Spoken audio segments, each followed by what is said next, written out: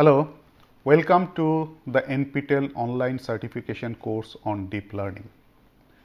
Till our previous class, we have talked about the backpropagation learning, and we have seen that how the backpropagation learning is actually implemented or takes place in a feed forward neural network at the network level, and also how the gradient is backpropagated within a particular node or different layers or different circuits within a particular node. And as we said in the previous class, now onwards I will assume that you know backpropagation learning, and whenever the learning is discussed, I will simply refer that backpropagation learning algorithm is used. I will not go into details of the learning algorithm until and unless some details is essential. So, in today's discussion, we are going to start to discuss on autoencoders. So, today and subsequent few lectures, we will talk about undercomplete autoencoder. We will try to find out what is the relationship between an autoencoder and principal component analysis or PCA. Maybe I will discuss something about PCA for those of you who are not aware of this. We will talk about the other variants of the autoencoder, namely sparse autoencoder, denoising autoencoder, contractive autoencoder, and so on. And then we will also talk about convolution autoencoder, but not as a continuation of this series on autoencoders, but we will come back to convolution autoencoder after we discuss about convolution and convolution neural network. So, today what we are going to talk about the autoencoder and undercomplete autoencoder. Now, what is this autoencoder? As the name suggests, that autoencoder is nothing but an algorithm that codes itself or that encodes itself. So, you can say that autoencoder is an unsupervised learning algorithm, where the neural networks are subject to the task of representation learning. And what is this representation? The representation is nothing but how you code or how you encode the input data that is fed to the network. And learning this representation, learning this code is what is known as representation learning. And we say autoencoders are unsupervised learning because when you train an autoencoder for coding an input or for encoding an input, we don't use data which are labeled data, unlike in case of classification problems that we have discussed earlier. So, if you remember what we discussed in case of classification, that for training the network or for training of your classification algorithm, machine learning algorithm, we need a lot of training data. And what that set of training data tells you is that it tells you that what is the class belongingness of a particular training data. And it is only from that information of class belongingness I can compute the error. Because if my machine says that a training data, or if my machine infers that the training data belongs to some category, say 5, whereas the ground truth says that that particular training data belongs to category 1. So, there is a mismatch. My machine says it is category 5, whereas the ground truth is category 1. So, there is an error, and your learning algorithm, as we said using backpropagation, tries to minimize this error. That means, as the machine has interpreted to be 5, what modifications or what updations in the weight vectors we have to do, so that the machine really interprets this data to belong to category 1. So, those are the supervised learning algorithms, because the data that you use for training or learning are the labeled data. But in case of autoencoder, the data that we use are not labeled data. However, we still have backpropagation algorithm because we want that whichever way the machine represents or the autoencoder represents the input data, from that representation, it should be possible that we should be able to reconstruct the input data. That means I have to find out that after encoding, whether the encoded data can be reconstructed. So, if for encoding I call it a forward encoding algorithm, so some mapping function f that gives me the encoded data, then another mapping function g should be able to convert or transform that encoded data to my original input. And for learning, what you do is you compare the original input and this reconstructed input and try to minimize the error between these two. So, this autoencoder, as we said, that it is an unsupervised learning, and the task of the neural network in this case is to go for representation learning or try to encode or learn how to encode or how to code the input data. And in order to do this, what you do is you introduce a bottleneck in the network, because as we said that our learning algorithm will be that I have an input, I have some coding in between, then I have a reconstructed output, and I want that the reconstructed output should be similar to the input or they should be identical if possible. So, there is a possibility that the network may eventually learn an identity mapping. Okay. So, if the network learns an identity mapping, it does not really learn the representation. So, in order to enforce or in order to force that the network learns the representation or network learns what is the inner structure of the data, it is necessary that in the network you impose a bottleneck layer. We will come to a bit later details of how this is done. And this bottleneck actually forces a compressed knowledge representation of the input. That means, if my input vector, input data is of dimension say d, in this compressed knowledge representation, it will be mapped to a vector of dimension say m, where m is much less than d. So, how it is done, we will come to this a bit later. So, for this we have certain assumptions. The assumption is there is a high degree of correlation or structure that exists in the data.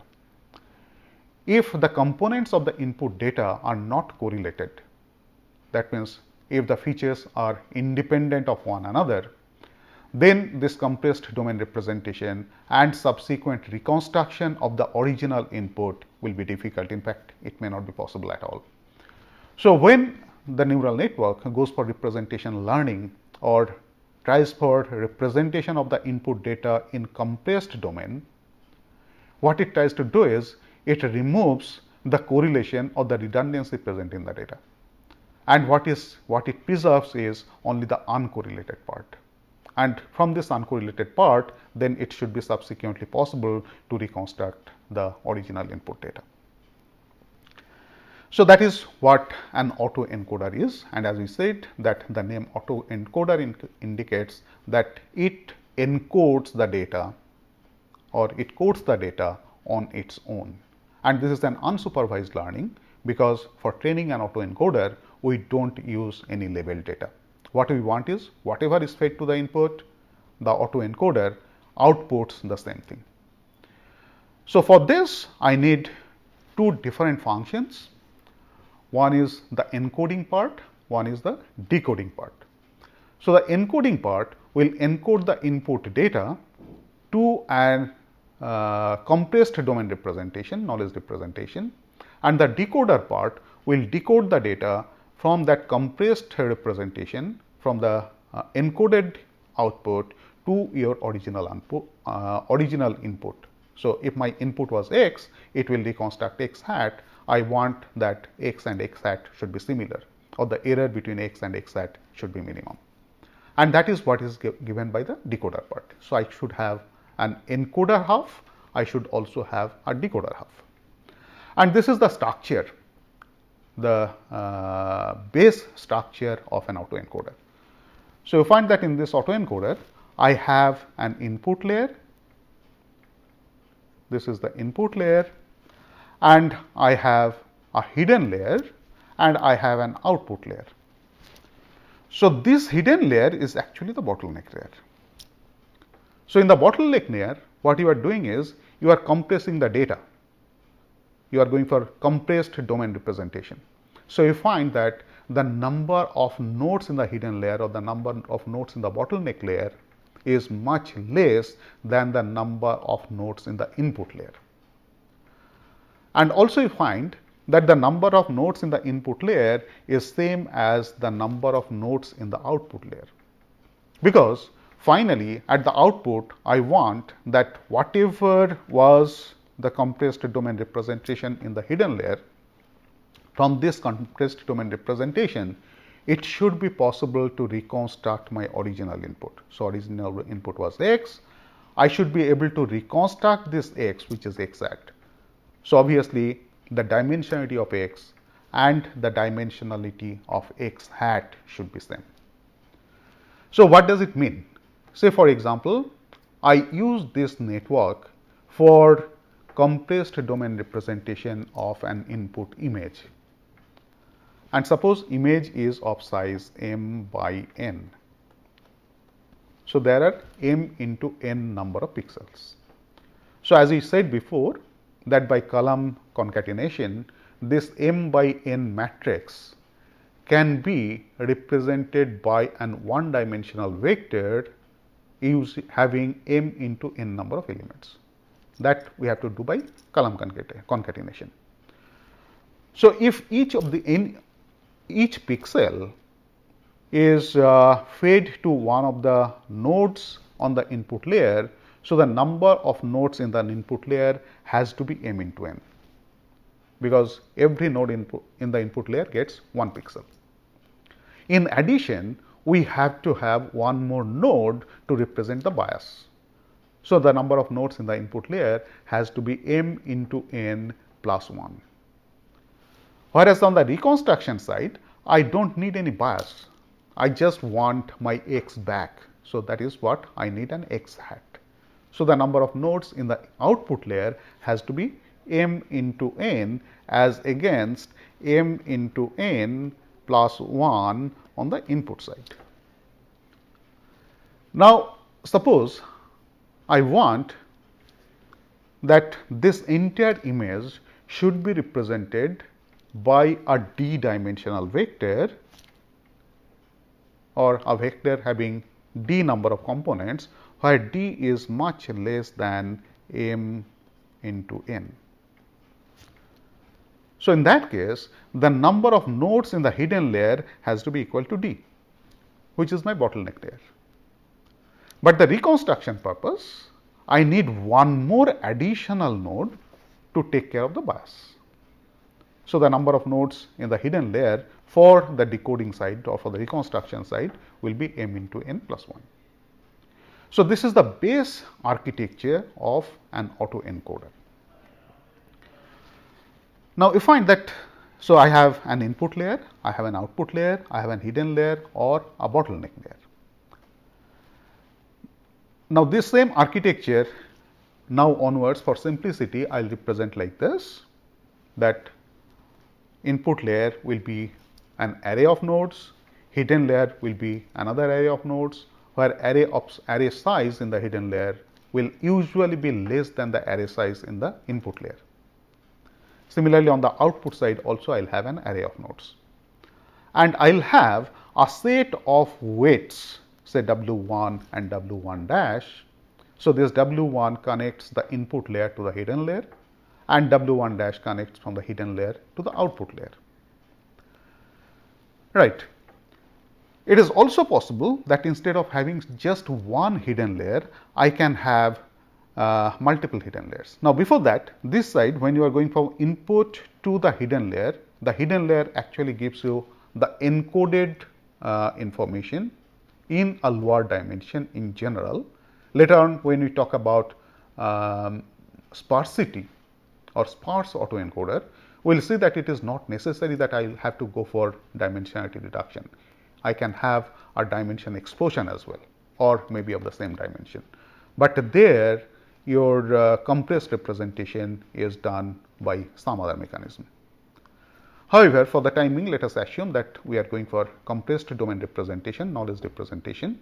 So, from input to the reduced dimensional representation, that is a part which is the encoding part. So, this is the encoder side. So, this is what is your encoder. And similarly, from compressed domain representation to the reconstruction of the original signal, this is what is the decoder part. So, I have an encoder, I also have a decoder. It is also possible that I may not have only one hidden layer or only one bottleneck layer. I can have multiple number of hidden layers. So, I can have a situation something like this. So, on the encoder side, I have a number of hidden layers. On the decoder side, also I will have a number of hidden layers. I will come back to this one a bit later. Now, in this case, as we said that when I have an autoencoder, what I have is I have input data and output of the autoencoder is also a data, and I want that the output should be a faithful reconstruction of the input.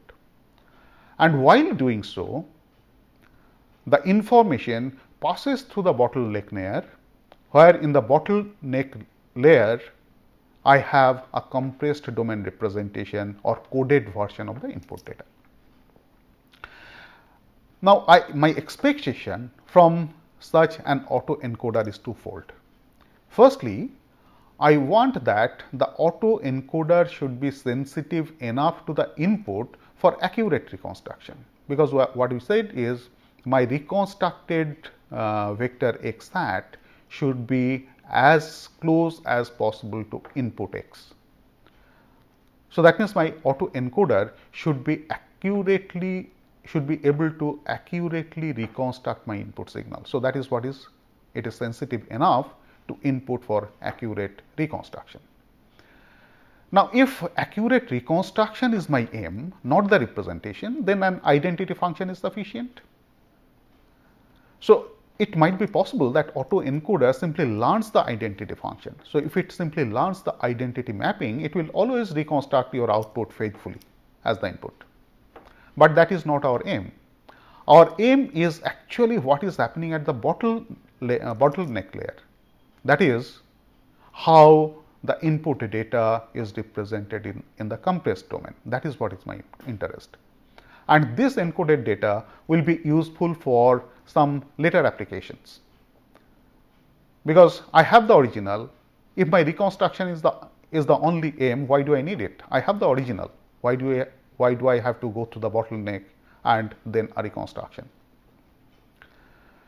So, the other expectation from an autoencoder is it should be insensitive enough that it does not memorize or overfit the training data. That means it does not learn the identity function. So, I have two conflicting requirements or two conflicting expectations from an autoencoder, that it should be sensitive and at the same time it should not be sensitive enough. So, how do you impose or how do you try to satisfy both these requirements, both these conflicting requirements simultaneously? So, that is actually done by designing your loss function, which takes care of both of them. And this loss function, as we said, that the loss function will be used for back propagation learning algorithm when you train the autoencoder. So, the loss function in this case will be given by this loss function will have two components. One is Lx x hat, which is the error between the input x and the reconstructed x hat. So, if I want to minimize this, so minimization of this, the error takes care of this, that the autoencoder is sensitive for faithful reconstruction of the input. Whereas, the second requirement, which conflicts the previous requirement, is through a regularizer term. So, in the loss function, you have an error function between x and x hat, and you also have a regularizer term. So, the regularizer term will try to make it insensitive to the input, and it will force the autoencoder to learn the low dimensional representation, where it learns the salient features of the input, so that using these salient features, the decoder will be able to reconstruct the data. So, it does not simply learn the identity function. So, both these requirements, conflicting requirements are satisfied by defining a loss function of this form.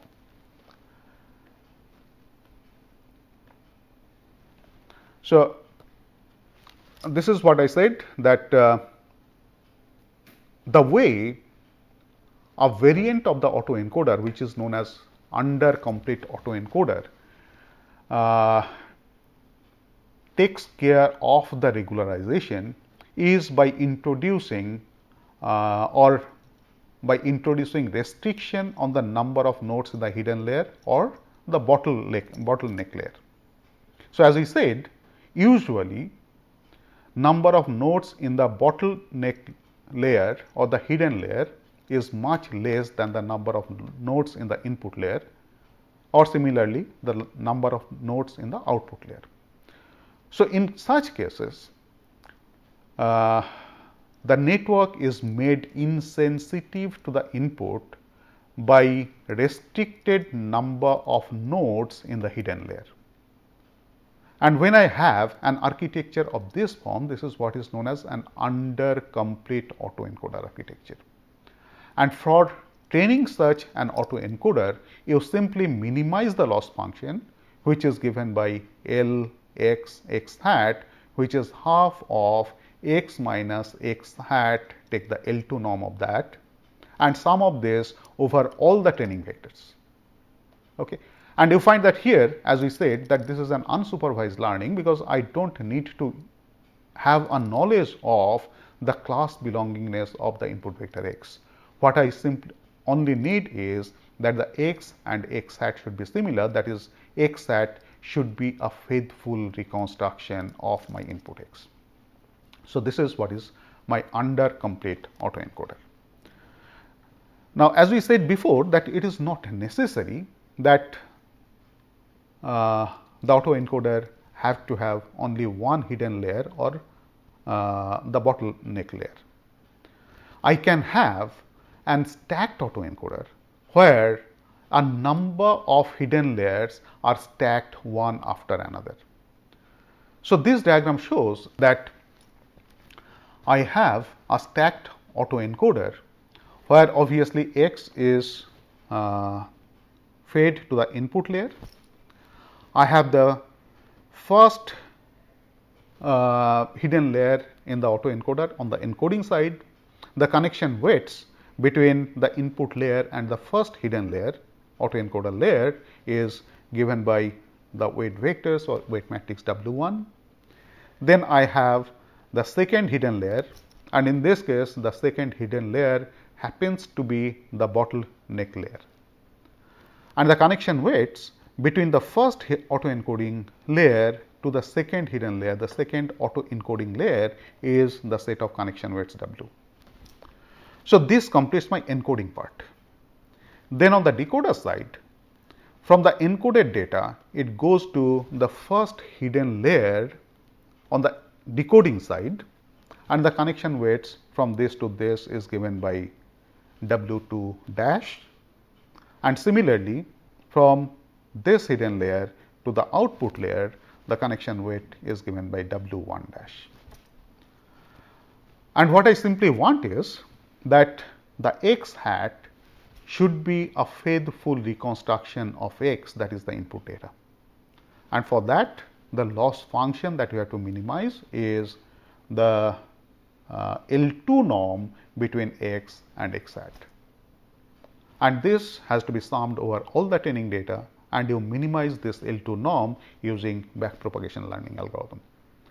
And while this is minimized, you find that these weights W1, W2, similarly W2 dash and W1 dash, they will be modified, they will be updated until and unless the L2 norm or the error between x and x hat is 0, or it is within an acceptable limit. At that point, we say that my autoencoder is properly trained. Now, what you do after the autoencoder is properly trained? I said earlier that reconstruction is not my aim. I want to reconstruct the input data from the encoded data just to ensure that my encoding is proper. That is, whatever is my encoded data, from the encoded data I should be able to reconstruct my input data, which ensures that in the process of encoding I have not lost any information. But this decoding part or the reconstruction part is not the one that I am interested in. What I am interested in is simply this encoding part. My interest is up to this. So, for subsequent applications, if I want to apply this even for classification purpose, what I can do is, after this autoencoder is trained, that means my encoding part is proper, I can simply forget about this part of the network. You simply cut it off, you feed your input, I have the encoded output, and feed this encoded output to your other application modules. This is what is my aim. My aim is not the decoding. Decoding is only a help to ensure that my encoder is working properly. So, this is what the autoencoder will do, and for this again we said that what we want is that autoencoder will be trained using the backpropagation learning, and during this backpropagation learning we will make use of the errors or the gradient of the error that you get at the output layer between the input and the reconstructed output, and based on that you modify all the connection weights so that your encoder is properly trained. So, we will stop here today. We will continue with our discussions on autoencoders in subsequent lectures. Thank you.